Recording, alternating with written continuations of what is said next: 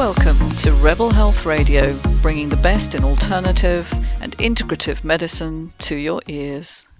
Welcome to the Health Feeds Performance podcast, where we believe that whole body nourishment is a requisite for athletic success. I'm your host, Ian Craig, from the Centre for Integrative Sports Nutrition, and I'm talking to somatic therapist Patricia Warby this evening. The topic we're going to be discussing is anxiety in sport, which seems to be a rising theme with quite a lot of high-profile athletes complaining now of mental health issues. So from my point of view, anxiety in sport extends beyond the nervousness that an athlete might, expect to experience when they compete, like I did when I was a middle distance athlete. But there's more going on. What else is happening in the world of an athlete that practitioners should know about and could make some differences with? So, Patricia, thanks so much for joining me. We've interacted a lot over the years. You actually just did a tutorial for me earlier talking about mitochondria and psychological connection with that. So we always get into these amazing discussions. And this evening we're going to talk about anxiety, but we're also just going to let it free flow and see what interesting stuff comes out. So to get started, can you tell our audience who you are, what you do, and what's the incredible way that you work as well? Okay. Well, hi everyone. I'm Patricia Warby. My full title, Dr. Patricia Warby, but not medically. I'm a PhD. My PhD is in the somatic components of chronic pain. And I became interested in this a while ago because I started to get lots of chronic pain patients, and I wanted to know more about what the sort of drivers of that situation are. But I also noticed that anxiety is a very big commonality amongst all the people I see. So I've been approaching it now for the last 10, 11 years, I think it is, from a somatic perspective, from a mind-body connection perspective, rather than just anxiety as a disease and it needs medicating. I definitely treat it as a symptom of a problem with the life that is being lived in some way. Something emotional is not being met in that life. And that's kind of what I investigate. I look back at their past experience, particularly childhood experience, and then I help people to resolve it through the body. So that's kind of what I do in a nutshell. But of course, trying to explain something that is primarily somatic and experiential in words is very, very, very difficult. So I'm sure you're going to ask me more. Tell us more about somatic, right? So somatic's something to do with the body. And I've got an interesting question around anxiety, because anxiety people will generally think of as a mind thing. Mm-hmm. But I personally will say I'm not generally anxious in the mind, but I'll sometimes feel anxious in the body. Mm-hmm. So can you just extend that sort of observation of somatic, the mind-body connection? So my original training, funnily enough, was in massage therapy. So that's really where I began. And I found people stored so much information in the body, so much memory was stored there. And so just to treat anxiety as a mind issue is missing the point hugely. It's actually treating it as if the body operates from only one area, that nothing talks to anything else, which of course is complete nonsense. There is a feedback loop from your body to your back brain, which records both your emotional state and also the state of safety that you perceive in your environment. It's a sort of survival brain. And usually what we see, of course, there is acute anxiety, which is more situational. You've got to a big meet or a big run, and something's coming up for you that feels really significant and you're nervous. That's kind of normal anxiety. It's not what I'm talking about. I'm talking about this chronic, low-level feeling that persists in the body and actually feeds bottom-up information into the limbic structures of your brain and causes you to feel, out of place in some way. Nothing works properly. Your digestion goes, your immunity is impaired. Sometimes you struggle in relationships. You feel things very deeply. You get very hurt. Maybe you overcompensate with A-type behaviors because there's a part of you that doesn't believe you're worthy. There's all sorts of things that come in, and it really is present in the body. And therefore, what I ask people to do is to locate the sensation or the feeling when we engage with the problem that they're facing. Because what I have found is that talk therapy is very limited in this respect and will really only allow you to kind of navigate around the issue. It never really gets to the root cause, whereas somatics can't lie. The body cannot lie, okay? It will reveal to you exactly what's going on, whether you like it or not. It's going to tell you the truth. And so to uncover that is my specialty, really. It might sound a little bit cruel, but actually it's a very gentle process. And it helps to release this burden of unmet emotional needs that's present in the body, causing symptoms. And most people have some form of chronic anxiety, even if it's not overt and they're not aware of it. It's just something that happens to a lot of people when they come through childhood and some emotional needs are not being met in some way. What kind of clients do you work with? Well, my specialist area is in chronic pain, chronic fatigue, and chronic anxiety. And those three often have overlaps, they're not, you don't get someone who just has one and not the other. Sometimes you have all three. But my focus has been on people who get stuck in situations, repeating patterns or repeating symptoms that they simply can't get out of. Because that's where modern medicine really fails. Chronic medicine, as it's currently practiced, is all about symptom suppression and symptom management and doesn't really address the root cause, which is likely biopsychosocial. So my clients tend to be people who've had a diagnosis, sometimes of chronic fatigue or fibromyalgia. Sometimes it's just you've got some sort of OCD symptom, bipolar, whatever. The labels go on and on. In fact, they get longer every year, as you've probably noticed. And you can kind of see the burgeoning labelism that doesn't tell that person anything about what causes this problem or how to get out of it. So, I'm their last stop usually when they've done the conventional route and got nowhere, or sometimes been made worse by all the medications. Yeah, I'll second that. I work a lot with autoimmunity, and I can't remember the number of occasions I've worked with somebody with a condition that I've never heard of before, because it's a new thing that just keeps getting added.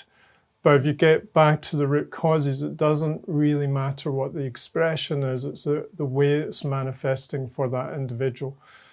So what I was hearing there is more chronic cases. In sport, we're obviously talking about athletes today. Further down the line, I can testify that athletes will often get into that place if they've pushed too long and too far. But I have sent you a couple of athletes in the last year or two and asked you to present on the topic and that sort of stuff. So I want you to just kind of give us a perspective from a person looking outside into the sporting environment. What have you learned over, that period of time looking in? Yeah, it's a good question because sport was never my forte. Okay, so I'm not particularly adept sporting wise. But what I notice with the people I'm working with is that they all have this highly focused attitude.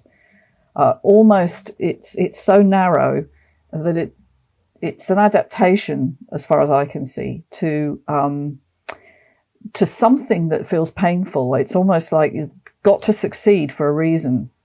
There's an underlying driver that I've noticed, and it varies with each person, but there is this super high achieving A-type driven personality style in most of the people that I've worked with from you. And, I greatly admire the focus and the dedication required for people to succeed at any level, particularly the elite level.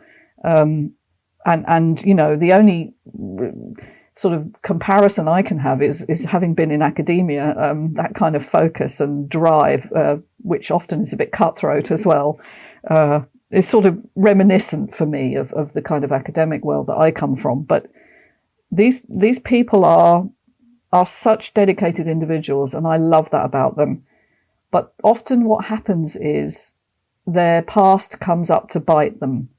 And yes, it's true, they haven't got usually into the chronic stage yet, but there are issues that come up that simply don't go away. Maybe they have an injury that doesn't heal, or travels around the body.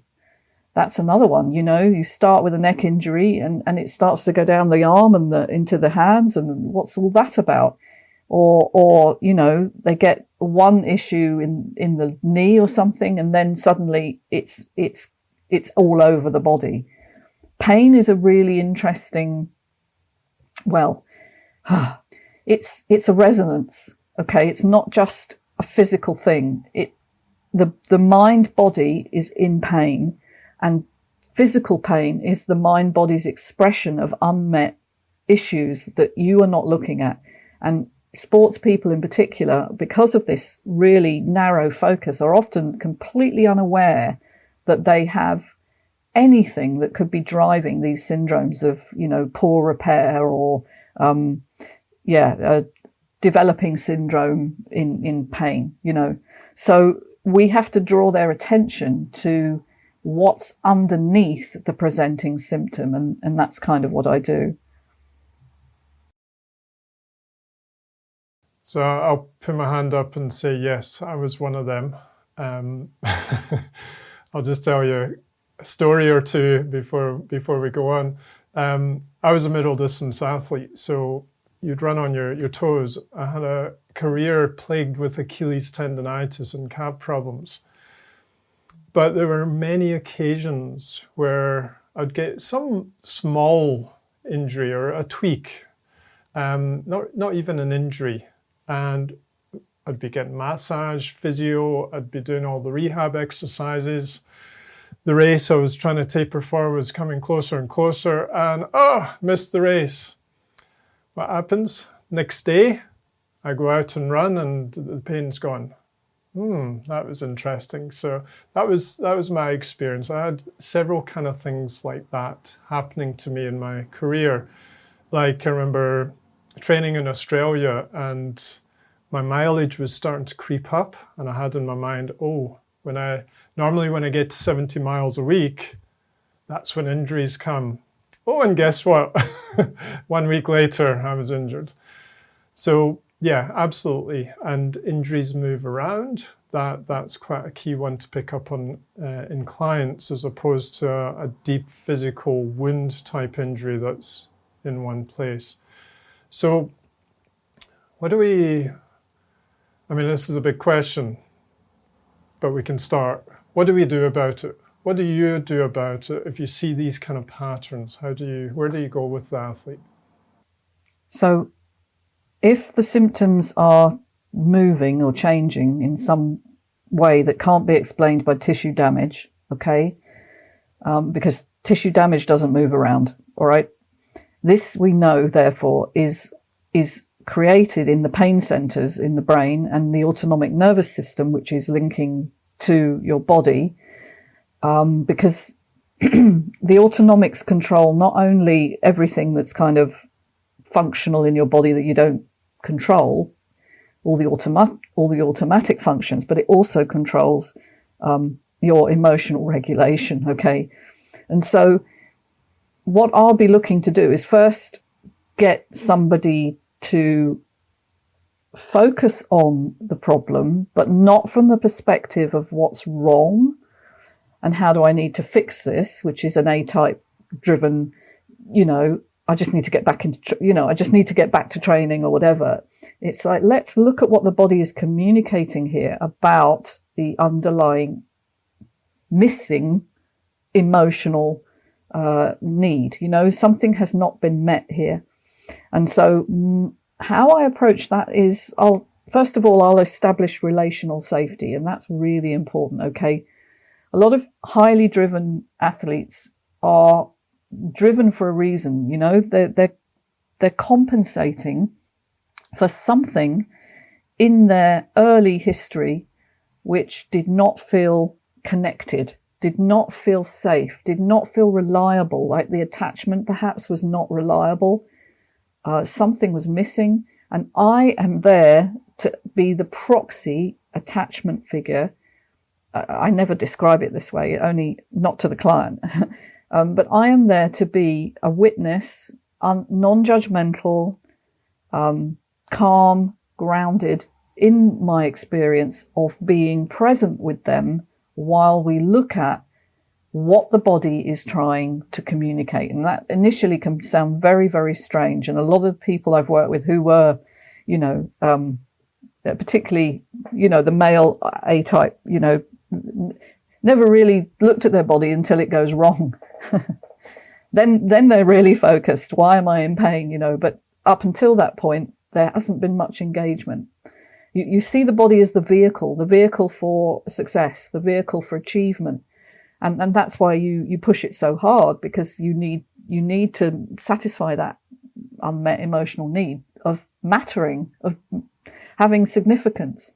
So it is about kind of being the quiet, calm connection that they never had, and allowing the body to be heard and witnessed and experiencing something beyond the average conception of what pain means and what is really going on inside them. So we do get a bit experimental with this, but I like to start with something called havening, because that's a very grounding technique that everyone can learn, and they can do it at home. And it's something that helps neurologically regulate initially and allow a nervous system to connect properly one-on-one with someone. And that may be a difficult thing for some people if they didn't have this reliable connection before.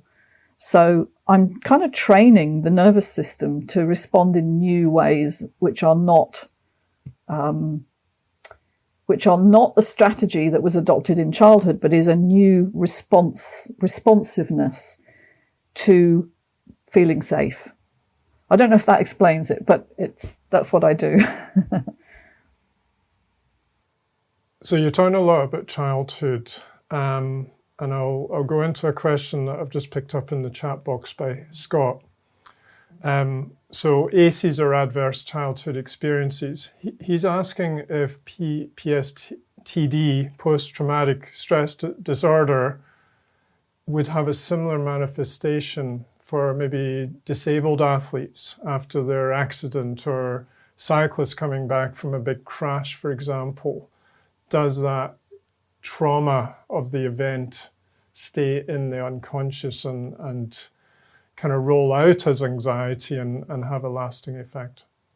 Absolutely. And the body doesn't have labels. The body doesn't have the PTSD label separate from trauma, or what it's manifesting is feeling lacking support for something that's been so overwhelming that the coping strategy of the nervous system, that adaptation range, has been overstepped. And the nervous system can no longer adapt in the sense of it can heal and respond and bounce back. So PTSD is just a label we give to extreme symptomology from usually, it has to be said, shock trauma. Okay, so yes, you have an accident, something, a one-off event happens that completely overwhelms you, causes some sort of physical or mental, emotional wounding. But most trauma is not of that kind.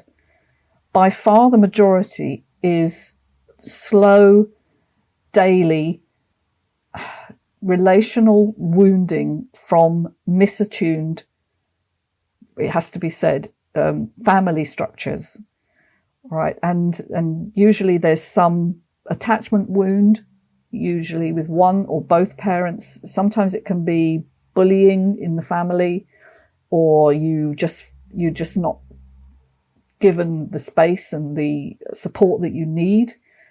But it will absolutely present its bill later on in your life when the next time you experience something that reminds the mind body of those early, slow, but consistent relational wounds. And we don't have a label for that. The closest we have is, we call it complex PTSD because we don't know what else to call it, but what it means is it's based on relationships rather than a one-off event. It's based on this mismatch between the emotional needs of the child and what is given. And that is particularly heightened if the child is highly sensitive. I'll come on to that at some point, but it's a very common experience in most people's lives. What makes the difference between somebody who expresses that and someone who doesn't is how much support they got in childhood. Emotional support. Someone who was consistently there for them no matter what. And that's very hard to do. And I'm not down on parents because it's a very hard job. And particularly if you had a rubbish childhood as well, and you're trying to learn how to do this thing, and you don't really know because you never had it and you never felt it in your own body. So how do you give it to someone else? So it's complex, but the patterns are very, very similar. And what you're trying to do is trace back what are the beliefs and behaviors of this person that are contributing to the physical manifestation in that mind body. So my approach is very much not to treat the label or the diagnosis, which, by the way, if you look at the derivation of the word diagnosis, it's very interesting. Dia, to, gnosis, knowing. All right, it's comparison between one thing and another in order to derive some understanding of what the patient is or person is suffering. And we used to think the diagnosis would be like the endpoint that would give us the cure. But these days, a diagnosis, anxiety, you have bipolar disorder, you have ADHD, is only descriptive. That's what it's doing, is just ticking a certain set of symptoms in the DSM, which is the Psychiatrist Diagnostic and Statistical Manual. And it's saying, oh, here's the constellation of symptoms. And this is therefore presenting as this label. But then you go to a different consultant and they will see a different set of overlapping symptoms and they will call it something else. So many of the people I see have diagnoses, a long, long line of different diagnoses at different times in their life. And my approach is to look at the person in front of me who is presenting rather than the label that needs a cure or a fix. And exactly the same in physiological medicine. IBS, irritable bowel syndrome. Well, yeah, pardon the pun, but no shit. It's just a description. Let's look at the person. Let's look at who's behind the irritability in that bowel, I should say. Let's go into a couple of examples. I think that would be quite useful from what you've talked about in the childhood. I'll just throw out a personal example again. I was a sensitive kid. As you said, we can go onto that in a minute. I was bullied around about age 8 or 9, something around that. I started running age 10 and I was a natural and just went straight into it, started winning straight away. And the confidence picked up and then the bullying stopped. It's like, okay, right. So there's some psychological attachment at that stage, roughly age 10, that contributed to a 20-year career of, chasing an Olympic medal, which I never got to, but I had a good try. How about adding another example in, Patricia? We talked about somebody that we both worked on with earlier today. So do you want to just share a couple of things about him that would consolidate what you've just been talking about? Yeah. Was a rower for Oxford University, but he was also a very dedicated student. He was achieving top grades and everything, very, very focused. But his dream was to row for Oxford. And he was told quite early on that he would definitely make the team, and he trained really hard. But then something happened that was quite political, and he was dropped from the team.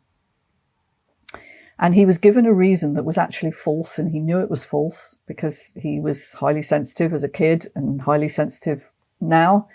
And he recognized the dissonance between what he was being told and he didn't know what the real reason was. He just knew it wasn't what he was being told. And it completely shattered his worldview and his trust and faith in the coach, and who had guaranteed him a place, and his world kind of fell apart. And not only could he, he couldn't make sense of his world, but his physical body started to react in ways that were so odd. The pain was just excruciating. He couldn't walk at one point. Knee pain was so disabling that he wasn't able to even get out of bed and walk, down the street. So my priority with this young man was to look at his childhood history, because nobody had asked him that, and it hadn't ever been looked at. It was just seen as an injury for some reason, for some unknown reason. And I was like, no injury is for an unknown reason. There is a tension in the system, like fascially, that is creating the predisposition for whatever pain he's experiencing. And we do know that knees, particularly from a holistic viewpoint, usually have a meaning. What's coming, what's next, it's the focus on the future that has been distorted and changed somehow. And when I went back to his childhood, what I noticed was he'd always been the child that everybody thought, well, he's okay. We don't need to pay much attention to him because, he had a sibling who was much more needy. And so he didn't get the support he needed in terms of even someone turning up to sports day for him, or, he was just left to get on with things. And so his coping strategy was very much, I can do it. I'm fine. I'll just get on and prove to you how much I can achieve. And that's what he was doing. But then when the betrayal happened, because when somebody lies to you, that's a betrayal of trust, okay? There may be very good reasons why they lie to you, but when they do and you perceive that, it distorts your mind-body's view of who can be safe and who, what's safe in the world and what's not. And so we found that he felt hyper-responsible for maintaining this view of himself as invulnerable, as high-achieving, very, very dedicated. And when he didn't get the very thing that had been the crowning glory for him, the pinnacle achievement, he felt like his whole meaning and purpose had been completely crushed. And he didn't have any faith in the future. And lack of faith in the future is going to play out as chronic injury. So how we solved it, I would love to say I had a protocol that I just followed and, that worked. But it was very much exploring with him what he was afraid of, actually what he was afraid of. And what he was afraid of was failure. with this hyper responsibility resting on his shoulders. And so we helped him to explore that unconsciously, i.e. not just talking about it, because he didn't really understand what I meant consciously. He was like, well, you know, I'll get there. It was like, no, it's not about that. It's about the child within who is saying, please listen to me. Please pay me attention. Please love me. Because that is what your emotional brain is asking. Am I loved? And your back brain is saying, am I safe? And those two things are completely unconscious, and most people are not even aware that they're expressing those needs, because we're so focused on thinking, you know, what do I need to learn? What do I need to do? How do I need to fix this? So it's going back to the roots, really, and looking at what makes that person sitting in front of you. What is their belief structure? How do they feel about themselves? How much embedded shame do they have? Because everyone has some. Shame is not about failing in deed. It's about not being good enough in being. It's who you are, not what you did, is not enough. Somehow. It's a learnt experience from this misattunement between your emotional needs and what you received. And he had loads of that as well. So it was a case of kind of helping him to uncover that and then witness it and then release it. And it worked. Fantastic. And he ran London Marathon last week after, last September, hardly been able to take a step. So yeah, it was incredible. It's almost like a butterfly just opening up from a chrysalis. Yes, indeed. It's a good analogy. Yes. Because it's reworking. You know what happens in the chrysalis is you get all the materials and you create the soup and then you create something new out of it, all right? It's not that I dissolve people, because I don't, you know. I sit with them and they maintain their wholeness. But we explore the maelstrom of emotional kind of messiness that's underneath the coping strategy in order to kind of reconstitute a grounded view of yourself that's built on the foundation of I am enough and I am safe in this life and safe in my body, which may have been missing in childhood. And that is taught really through using sensory input in connection with a safe other, which is what I provide. I'm heart to heart. I'm heart connecting with that person, and they are not judged and they are welcomed. And the nervous system is interpersonal, so it absolutely responds to that. You're responding to that right now as you're listening, all right? Because I can see it in your face. There are little things that are happening that you're assenting to. I can see your brain is taking in information. And so really what we're doing is we're rewiring from a grounded baseline of who I am is worthy, which is a whole nother ball game. Sorry about the pun, but it's a wholly different experience of self than the one that says, I'm okay, I'm doing really well, but don't look down, don't look down, don't look down, don't go inside, don't feel anything. Just kind of cope, just manage it, you'll be fine. Let's talk about sensitivity, because you brought it up earlier. And when we were discussing with the students earlier, one of the guys on the course works with academy footballers, and you said, well, look out for the quiet ones that seem okay, but there's a lot going on under the bonnet. Mm-hmm. What is sensitivity? What's a highly sensitive person? What's the implications in anxiety? What are the pros and cons in a sporting environment that they'll need to experience and navigate? Okay, so what we have discovered in the last 10 or so years is that sensitivity in human populations does not follow a standard deviation, the bell curve. Instead, it is grouped into 2 or 3, some people say it's 3 distinct groups, but there is a subset of people, it's about 20% of the population, who are born, in other words, it's a trait, not a condition, who are born with much higher reactivity inside their nervous system to stimulus of all kinds, good or bad. And it's more to do with how it's processed within the brain. And so sensory processing sensitivity is now the new term, SBS, for high sensitivity, because it describes it better, and it also takes away that stigma of, ooh, I'm highly sensitive, don't touch me. It's not about that. It's actually about children who process differently. And I do believe it's more of a neurodiversity, actually, although we could say some neurodiversities are more developmental. This is definitely something that's present in the womb. It's been demonstrated that some children are just more reactive.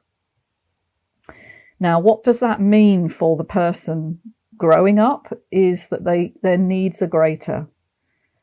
They need a stable environmental baseline. They need somebody who's present for them unconditionally in order for their brains to fully grow and integrate. Neurodevelopment is predicated on the quality of the environment that person perceives.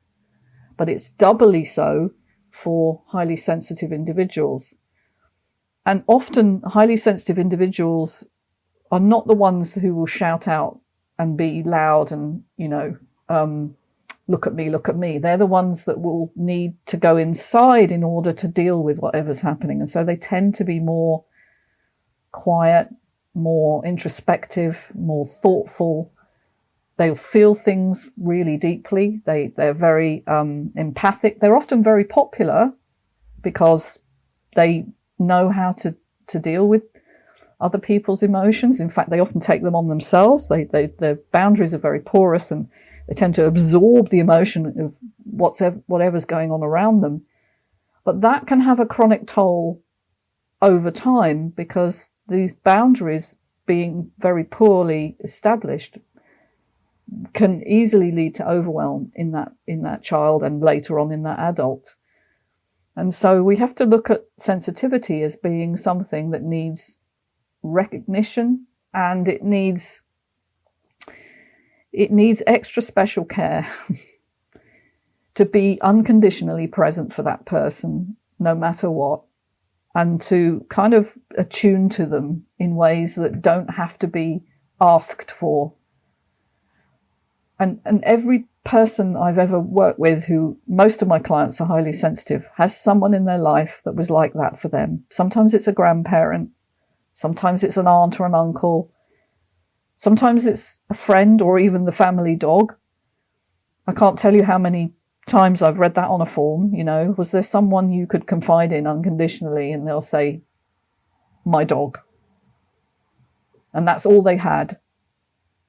That's very sad, but it's often the case that they had nobody in their family who really got them or understood them, but they could always be present with an animal of some kind. And that person obviously should be parents and grandparents and teachers when they're young. But as they're growing up into a sporting environment, coaches, some sensitive people will have, be highly driven as well. And then the coaches can step in some cases. And they need to be really aware of what the characteristics of high sensitivity are. When somebody who's highly sensitive is criticised or their performance is called into question, you're smiling wryly there, all right, it sets off like an alarm in the body. It's not something that just they can deal with and it just goes over their head. Like ordinarily sensitive people would just be like, yeah, so what? You critique a person who is highly sensitive, they are forced into this kind of state of high arousal of something's wrong and I need to fix it. And then they go into rumination. rumination is what I call the rabbit hole, just over and over, going over the scenario. I should have said this, I should have done that. What if they had said that or done this? And that drives, of course, this huge burden of anxiety, because anxiety is just a scream from your mind body that something is not well. And so we have certain characteristics that we need to be mindful of. I think everybody should understand high sensitivity, that it sometimes masks as other things, there's a lot of crossover in different neurodevelopmental issues, but just to recognize that someone needs a calm, centered person who's present for them and is unconditionally supportive. And as we know from stories in the news recently, that's not always the case in sport. Coaches are often themselves quite traumatized, often quite driven, sometimes, let's be honest, abusive. There's been a lot of cases recently where, coaches have been found to be highly abusive of their charges and their students. So it's a deeply hidden problem that children are sometimes completely unsupported. And when that happens, it's catastrophic for the adult that they will become, not just in the sporting realm, but in their personal relationships, in their ability to function well, because their brains have not fully integrated. They are stuck in a childlike reactivity that says, I'm wrong. There's something about me that's wrong, and I don't know how to deal with that.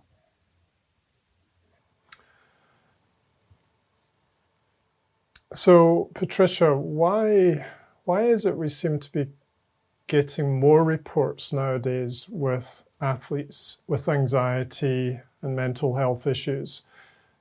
There was one very prominent one with the US gymnasts during the delayed Tokyo Olympics. And then that seems to have been a watershed where lots more athletes have said, yeah, I've had anxiety, I've had mental health issues. I don't remember it in my time, like in the 90s.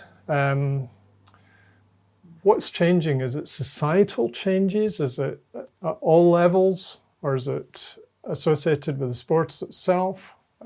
Maybe there's not an answer to that question, but, have you got any thoughts on the topic? I think you have to look at the environment that we operate in now, and both on an individual kind of familial level, but also on a societal level. We have a system that encourages children to compete with each other, academically, as well as in sporting arena. We have social media that bombards us 24/7 with a false kind of sense of connection, what Esther Perel calls artificial intimacy, or AI, which I think is a rather beautiful term. All right. I've got 200 likes, but nobody I can call when I'm feeling down. I've got loads of friends, but they're not real. They're just people who are competing with me to have the perfect life online. So we have the social media onslaught. We have schooling system, which is all about grades and all about, for the school, not just for the individual, we've got to achieve this level or we lose our funding. And so we're not looking at a holistic care of individual children. We've got the pressure to achieve is huge. And the communities that perhaps you remember and I remember, my school friends were very supportive. My neighborhood was supportive. I think we lack that now. And we have a lot of children who've been completely disconnected from their communities by COVID, of course, and the lockdowns, and now everything's online and even teaching is online, and schools are struggling to bring in pastoral care, to bring in, one-on-one connections with children, and they're often punished for acting out their distress. Quite apart from the The intergenerational trauma is, of course, cumulative. So if you're a traumatized child who grows up to have a child, then you're likely to not know how to connect with them well, and you create that pattern goes down the generations. So the answer to that is it's not one thing. But you know, I have to, I've got this book, which I recommend. The Myth of Normal, Gabor Mate. I'm halfway through it. It's an extraordinary book. And he is talking about precisely this thing, that this epigenetic understanding that your genes are molded by your environment extends not just to the individual experience of growing up, but to the society at large. And I think we're just seeing so much more pressure on individuals and less support. And that is catastrophic. As I said, that's going to send you into this fight and flight, sympathetic activation, almost on a constant basis. You're bathed in cortisol, which just destroys your body over time. So I think we have to understand that we all have a responsibility to change this by really emphasizing the value of interpersonal connection and building community, but real community rather than the false one. Which sports clubs should be able to do. But if you've got over-demanding coaches and high competitive standards between athletes, then it can be breeding the wrong thing. The emphasis can be on the competition rather than on the development of that person's innate skill set, you know, and really harnessing that, which is what it should, it's what schooling should do, it's what training should do, is to harness that individual person's brightness, their light, how they express themselves, whether on the track or field or in personal life. It's about building the highest potential for that individual. I'll throw in a lovely reframe from my friend Paul Carlos, which we'll see him in another podcast. I was talking to him about my athletic days at one point, and I must have said competed against, and he just grabbed me and said, not competed against or not competing against, competing with. And that's a lovely reframe that the bottom line is all these people doing the same kind of sport as you are similar minded. They can be your friends. And you see that with international athletes. I give an example, a colleague, Henrietta Paxton, who's a nutritional therapist. She was an international pole vaulter. And you'd see on the TV, these pole vaulters would arrive at different meets all around the world, and they became friends after a while. They had a community. And you see that in different sports as well. And while we're talking about Henrietta, you were discussing like body trauma earlier and not being connected between the mind and the body. And she got into a chronic injury at one point that the sports doc said, your career's finished. And she said, well, so that. And she started realizing how punishing she'd been with her mind to her body, and how could her body keep up with all these demands. And she started reframing that experience to, thank you, body, for supporting me through all these hard endeavors that I'm trying to do. You're amazing. You're with me every day, and you're still standing strong. So, and that got her out of the injury rut and got her back into an international competition. So it's a similar kind of example like the ones I was giving earlier. You know, in a negative mind space, you get into this injury mode. You need to flip into a positive state to be able to get out of it. So one of the things I do with people, bear in mind a lot of the people come to me when they've tried everything and they've not got anywhere, is bring them into a new relationship with their bodies, where gratitude, exactly what you just said, is the primary feeling, rather than it's punishing me and I hate it. You know, they've lost connection with the message that the body is trying to give, and they've identified with this idea that the body is punishing them in some way, by failing. Getting into the idea of gratitude is profoundly healing. And so often I say with people, thank you, body. We do actually say that. We start to talk to the body as if it was a thing, as if it was another person. And the body's response to that is, well, thank God, because I've been screaming at you for years. And, and now it's time you listened. So I think that's what I mean by mindset, is coming into a new relationship with this deeply connected system. This is not a bundle of organs that operate independently. This is a system, and it's a resonant system. It's a heart-connected system, heart-led system. And so your emotions around yourself and other people really impact you on a physiological level. And so, yeah, gratitude, hope.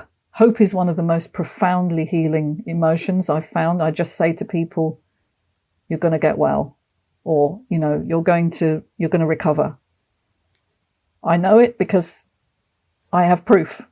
I have worked with a number of people now, hundreds of people, and the change in the system which they have been functioning from, which is my life is over, or I can't ever see anything getting better.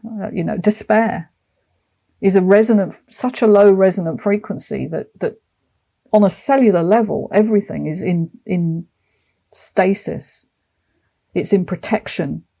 And so we have to open that up to a new resonance of hope, love, gratitude, finally into empowerment, true empowerment, which isn't about pushing yourself into high achieving competitive states. It's about, I deserve to be here, and I'm going to express what's wonderful about me without any hint of big-headedness or pride. This is about a journey to wholeness, which says, I am here, I deserve to be here. Which will release more energy available to the body in the process. So I think Absolutely. a lot of especially athletes will be fearful that if you start actually talking to them a bit fluffy like this, they're relinquishing control, but actually they're relinquishing the negative states or the very harsh states that they've been living in. And this is, I've worked with same but different types of clients in Johannesburg, just very, very highly driven, but they just drive themselves down to the point they're on their knees physiologically, and then they come knocking on your door. So yeah, then you have to open them up. If they can learn to open themselves up, their energy is more available to do the events that they want to do. Now, we're getting close to the end now. I want to just talk to you about heart-mind. And that's a kind of more energetic, spiritual kind of term. Heart and mind are organ systems in a physiological term, but you think a bit differently. So just explain what the heart-mind resonance would be, and you've started to talk about it. Just expand a wee bit as to how do you get there? How do you get to that heart-led existence that can free up some emotional energy? Well, the first thing is to recognize the importance of feeling. Feeling your emotions, all right? Not suppressing them. Allowing all the emotions. We're not just talking the good ones. We're not just talking, fluffy emotions. We're talking rage and guilt and shame. And it's the heart is not just a physiological pump. It actually has an electromagnetic field which goes out for a long way outside the human body, 10, 12 feet. It's measurable. It's toroidal. You can map it. And it's very responsible for entraining the brain. So creating states of being which are harmonious, and also connecting with other people and other living things. And so this understanding I would have obviously laughed at before, because I'm a scientist. I've trained as a biochemist and physiologist, and nobody taught me anything about this. This was just the heart was a pump and the brain was the CEO of the body, and it just followed all the instructions, whatever the brain told it, it sped it up or slowed it down. The heart is so much more than that. It has this ability to feel things way before the brain does. Okay, it perceives things in the environment. It has sensory neurites that make it actually a sensory organ of great sensitivity. And the Heart Math Institute have done experiments, and they've been corroborated elsewhere, where people are shown rapidly produce pictures on screen that are either distressing or lovely. And the heart is able to predict which picture will come up before the brain perceives it, all right? Because something about that the heart can detect. And so if you think of the heart being as the main sort of resonant organ of the body that is able to direct information flow to states of mental activity, that is closer to the reality than we've got this top-down brain which controls everything. And how to enhance it? Well, getting into feeling states, acknowledging your pain, acknowledging your joy, acknowledging who you are, allowing other people to help you and connect with you, because a lot of people shut that down for various reasons. Reaching out for help is a really big thing for a lot of people. And just noticing who's safe for you and who isn't, and reaching out to the people that actually feel good to you. So we're back to community, but the heart is just a very key. Heart-based connection is impossible to describe on a material level, because it doesn't have an image. There's no direct connection. There's no rope that links you and me, or me and anybody I'm working with, but they feel it inside when I'm present for them. And if I just give you an example, okay, if I turn away, or I look really bored or angry, or whatever it is, your heart feels that. All right, you're like, oh, this woman doesn't like me very much, or God, I'm obviously a problem because she's not interested, So I make a point of leaning towards people, and they know, their bodies notice that. Lean towards them, a good manner, a good voice prosody, and it's not something I think, it's just natural to me, because I want to know these people and I want to know who they really are, and I believe in them, and that is what engenders the connection. So anyway, it's hard to explain in words, but there you are. That's amazing, thank you. And you do express it in more than words, as you said, with your body language. Patricia, how do people find you? Website, social media. Please also mention one or two of your books and your course that you run as well. Okay. You can find me on alchemytherapies.co.uk. That's my therapy site. That's if you want to come and work with me or join one of my group programs. I'm also on patriciawarby.com, which is my kind of author education site, anything to do with my books. And I've written 7, I think it is now. I've got an 8th on the go. Not very productive at the moment, but I will get there. I've written one specifically on chronic conditions and stress and trauma, and that's called The Scar That Won't Heal. That's one I wrote in 2015, but I've also updated it after COVID, because COVID was such a massive societal trauma that I felt it deserved extra information. So I rewrote it then. I've also got books on the importance of the microbiome, cellular aging and health, the electromagnetic nature of the human experience, even down to the DNA, which is, God, that's another topic we could go into. DNA is a resonant molecule that stores information, and a few esoteric ones as well, like things about dementia and the beauty of natural harmony in mathematics and so on. So anything that interests me.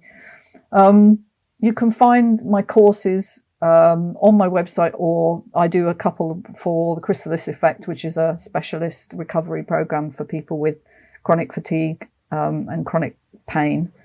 So, you know, I'm all over YouTube. I've got my YouTube channel, which I do a regular weekly presentation. You just type in Patricia Warby, you'll find me. And that's about it, really. That's probably the best way of communicating with me. Thanks, Patricia. We could quite easily go for another hour or so. So I think we could, yeah. We'll have to. We'll have to do another. I'd like to express my gratitude towards Patricia and all my other guests on the Health Feeds Performance podcasts. To see or to listen to some of my other interviews, subscribe to our YouTube channel or come onto the other podcast main channels. Also, I want to hear what you would like to learn in sports nutrition. So please share your ideas. Come onto our website, www.intsportsnutrition.com. And while you're there, have a wee look at the array of courses that we run. So, bye for now.